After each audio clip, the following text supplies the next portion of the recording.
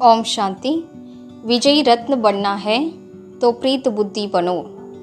வெற்றி ரத்தினமாக ஆக வேண்டுமென்றால் அன்பான புத்தியுடையவராக ஆகுங்கள்। कोई भी सीन सामने आती है तो ड्रामा के हिसाब से सब खेल है।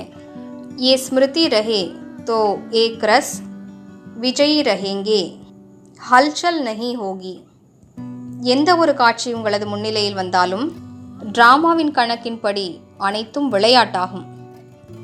இது நினைவில் இருக்குமானால் ஒரே சீரான மனநிலையோடு வெற்றியாளராக இருப்பீர்கள், எந்த குழப்பமும் ஏற்படாது। जब बाप के बन गए तो विजय आपका जन्मसिद्ध अधिकार है, इसलिए यादगार में भी विजय माला गाई और पूजी जाती है। எப்போது தந்தையுடையவராக ஆகிவிட்டீர்களோ அப்போது வெற்றி என்பது உங்களது கழுத்து மாலையாகும்। அதனால்தான் நினைவார்த்தத்திலும் வெற்றிமணி மாலை மகிமை பாடப்படுகிறது, மேலும் பூஜிக்கப்படுகிறது। ஓம் சாந்தி।